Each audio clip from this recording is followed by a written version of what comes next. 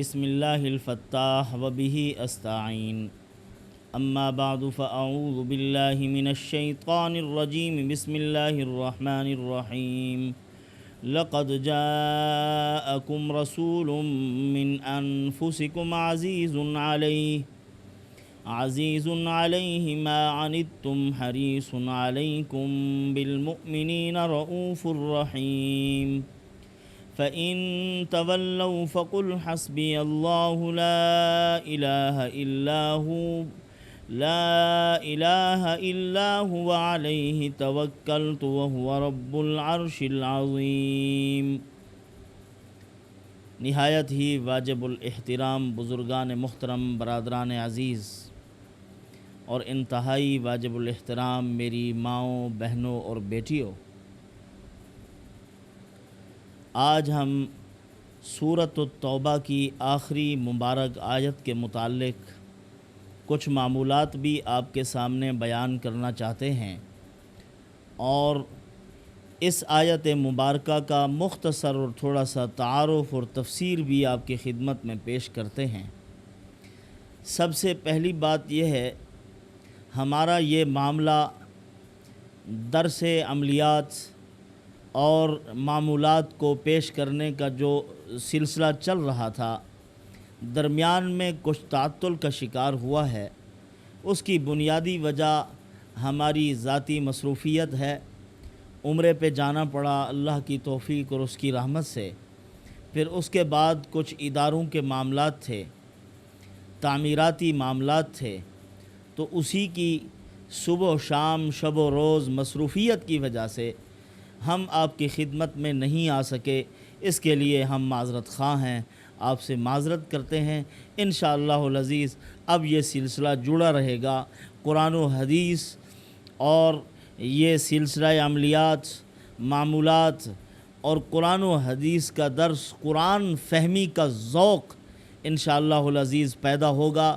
جو بھی ہمارے دروس سنے گا اس کے اندر ایک ذوق و شوق پیدا ہو جائے گا، اور دیگر احباب کو بھی وہ دعوت دے گا کہ آؤ قرآن سمجھنا ہے تو یہاں تشریف لائیں۔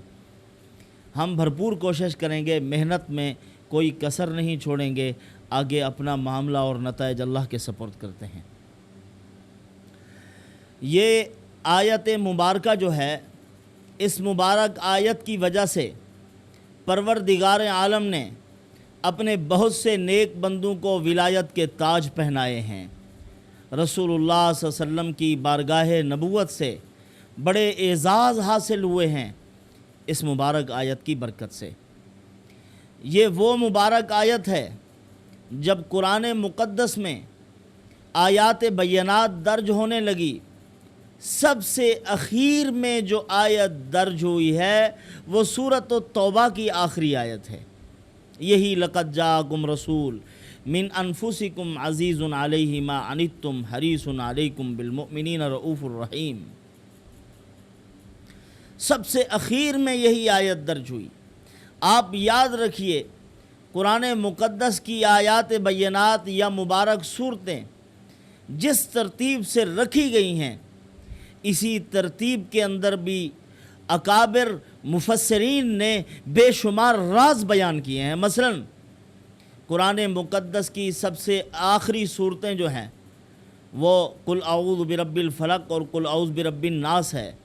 حضرت مفتی ولی حسن صاحب رحمۃ اللہ علیہ ہمارے قریب زمانہ کے ولایت کے بے تاج بادشاہ تھے، جن کے ہزاروں مریدین متوسلین تھے، ہزاروں شاگرد تھے، بڑے بڑے ڈاکٹرز، بڑے بڑے علماء، بڑے بڑے دانشور، بڑے بڑے کالم نگار ان کے شاگرد تھے، لیکن اس کے باوجود وہ اپنی ہاتھ کی محنت اور مزدوری سے اپنے گھر کا گزر اوقات کرتے تھے۔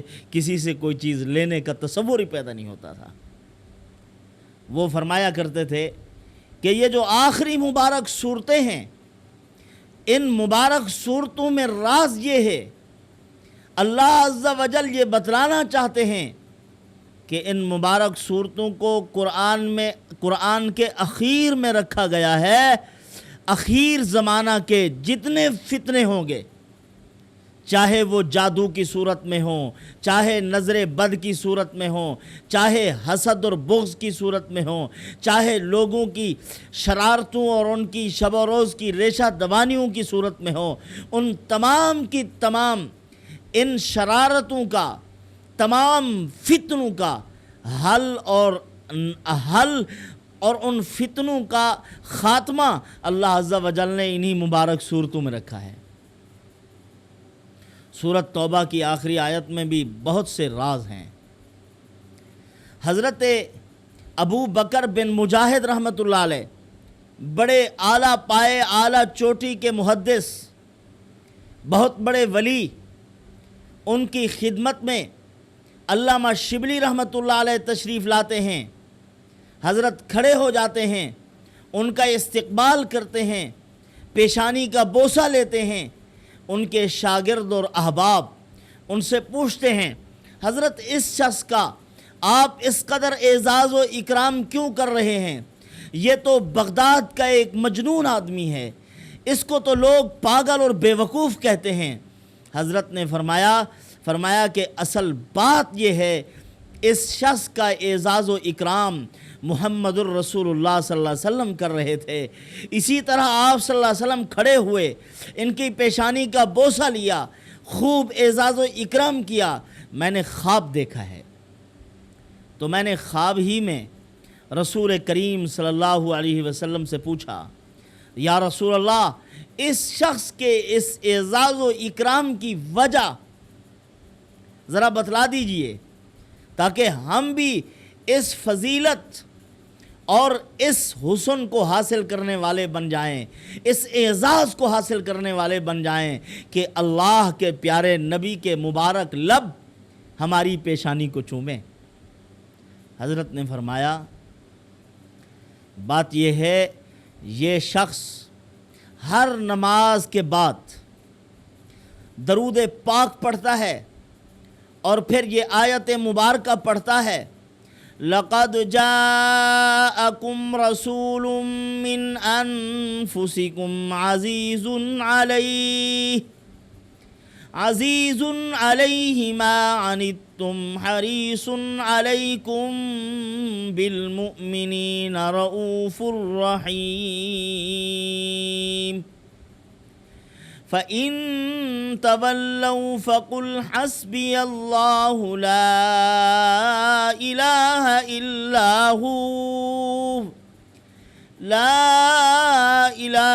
إِلَّا هُوَ عَلَيْهِ تَوَكَّلْتُ وَهُوَ رَبُّ الْعَرْشِ الْعَظِيمِ۔ یہ مبارک آیت ہے، فرمایا اسی مبارک آیت کی تلاوت کرتا ہے، اسی وجہ سے مجھے یہ بہت پسند ہے، محبوب ہے۔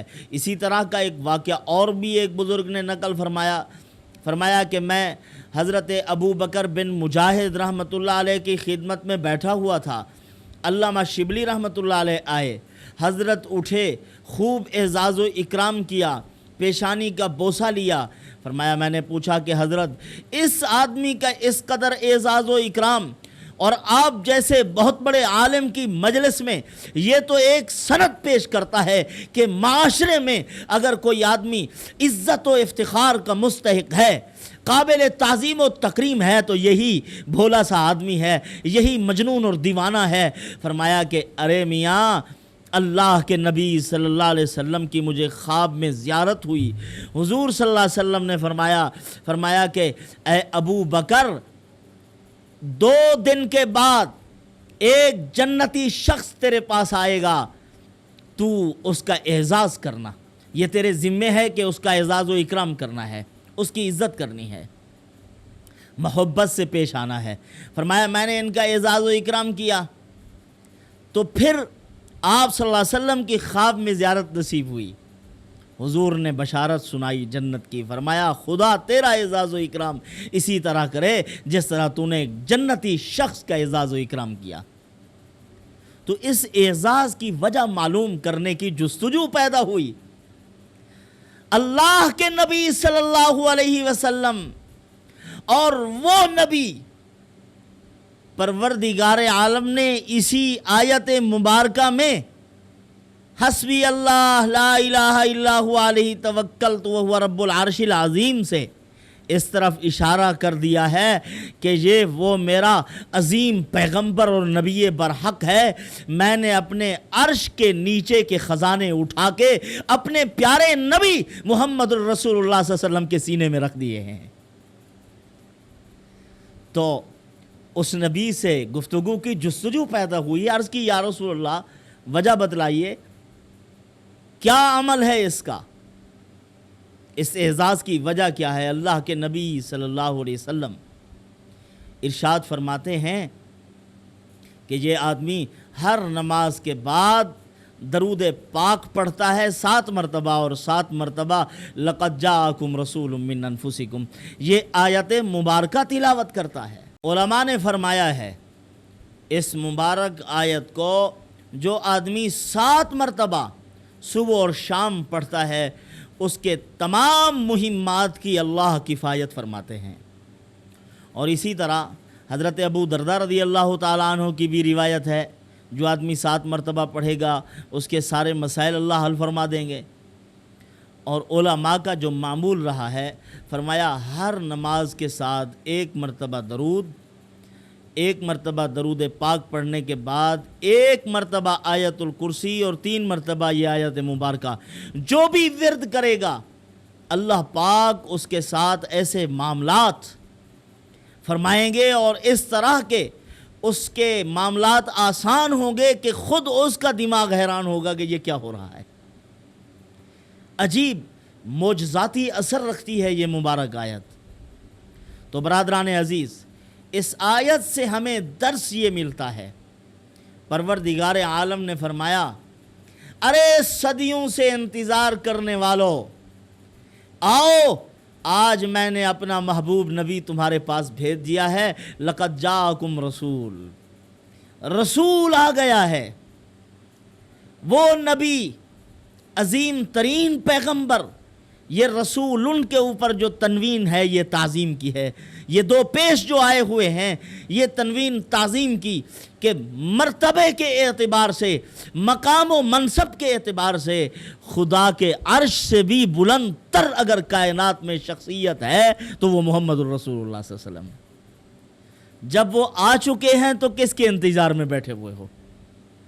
رب کے خزانوں کو لوٹنے کا خاص موقع آ گیا ہے, آ جاؤ اللہ کے خزانوں سے استفادہ کرو. وہ سارے کے سارے خزانے اللہ کے عرش کے نیچے سے منتقل ہو کر میرے پاک پیغمبر کے سینے میں آ چکے ہیں. آؤ. اور نبی بھی وہ ہے جس کو اللہ عز و جل نے ایسا جواد بنایا ہے, ایسا سخی بنایا ہے کہ خزانے لٹوانے کو تیار بیٹھا ہے. کوئی آئے تو صحیح, ہم تو مائل بکرم ہیں, کوئی سائل ہی نہیں. تو فرمایا من انفسکم, عرب کے لوگوں تم ہی میں سے ہے, تمہاری زبان بولتا ہے, تمہارے اندر رہتا ہے. 40 سال زمانہ ایسا گزرا ہے جب اس نے نبوت کا دعویٰ نہیں کیا تھا, لیکن اس کے باوجود اس کی سچائی, اس کی دیانت, اس کی صداقت, اس کی امانت داری کے توتی بولتے تھے. اور تم بھی اپنی زبانوں سے کہا کرتے تھے کمال, ایسا صادق اور امین ہم نے آج تک نہیں دیکھا. فرمایا کہ آپ صلی اللہ علیہ وسلم نے جب فرمایا کیا زندگی میں کبھی تم نے مجھے جھوٹ بولتا ہوا دیکھا ہے؟ جربناک مرارا لقد وجدناک صادقا, اے پاک پیغمبر بار بار تجربہ کیا, ہم نے سچا پایا آپ کو. اور ذو نسب ہے, دشمن کہہ رہے ہیں وفینا ذو نسب. ہرقل روم نے پوچھا ابو سفیان سے کہ وہ جو نبوت کا دعویٰ کرتا ہے, مدعی نبوت, اس کا نسب کیسا ہے تم میں؟ ابو سفیان اس وقت دشمن تھے, برسر پیکار تھے, ہاتھوں میں تلوار تھی. فرمایا کہ ہوا فینا ذو نسب, ہم میں سب سے اعلیٰ نسب والا ہے وہ نبی محمد الرسول اللہ صلی اللہ علیہ وسلم. اور جس وقت ہرقل روم کے پاس وہ گئے تو یہ اور حبشہ کے سامنے, شاہ حبشہ کے سامنے حضرت جعفر طیار رضی اللہ تعالی عنہ نے فرمایا کہ ہم اس نبی کو بڑی عظیم صفات کے ساتھ، بڑے عظیم نسب کے ساتھ، بڑے عظیم حسب کے ساتھ جانتے ہیں۔ مغیرہ ابن شعبہ رضی اللہ تعالیٰ عنہ نے کسرا رستم کے سامنے بھی یہی کہا تھا کہ بڑے عظیم نسب والا ہے۔ اللہ تعالیٰ نے فرمایا وہ عظیم نسب والا نبی تمہیں میں سے تمہارے ساتھ رہتا ہے، تم میں چلتا پھرتا ہے، اور اتنی اونچے مقام پہ بھی نہیں رہتا کہ تمہارا پہنچنا مشکل ہو، اور ایسی زبان بھی نہیں بولتا کہ تمہارا سمجھنا مشکل ہو۔ اگر اس کے باوجود بھی تم محروم رہتے ہو تو تمہاری اپنی بدقسمتی ہے۔ آؤ، نبی آ چکا ہے، میرے پاک پیغمبر سے فائدہ اٹھاؤ، اور ہے بھی ایسا کہ تمہارا دکھ، تمہاری تکلیف، تمہاری پریشانی، الجھے ہوئے مسائل وہ اسے گراں گزرتے ہیں، تمہارے دکھ وہ برداشت نہیں کر سکتا۔ ایسا بہی خواہ، ایسا درد کا درماں، ایسا خیر خواہ کہاں ڈھونڈو گے؟ وہ میں نے بھیج دیا ہے تمہارے پاس، آ چکا ہے۔ لقد من اللہ علی المؤمنین اذ بعث فیہم رسولا، فرمایا کہ وہ نبی میں نے احسان کیا ہے کہ تمہیں اپنا محبوب عطا کر دیا ہے۔ تو رسول اللہ صلی اللہ علیہ وسلم کی ذات اقدس پر کثرت سے درود، اور اس آیت کا ورد آپ صلی اللہ علیہ وسلم نے فرمایا جو آدمی درود بھول گیا وہ جنت کا راستہ بھول گیا ہے۔ آج ہم سب بھولے ہوئے ہیں۔ درود پاک کی کثرت کرو اور اس آیت مبارکہ کا ورد کرو۔ علماء نے لکھا ہے موت کا کسی کے پاس کوئی علاج نہیں ہے، لیکن جو اس آیت کا ورد کرتا ہے اس دن اس کو موت بھی نہیں آئے گی۔ پھر فرمایا جب موت مقدر ہو گئی تو پھر فرمایا اس دن پڑھنا بھول جائے گا۔ جب تک یہ پڑھتا رہے گا ہر شر سے محفوظ رہے گا۔ اللہ پاک ہمارا حامی و ناصر ہو۔ وآخر دعوانا الحمدللہ رب العالمین۔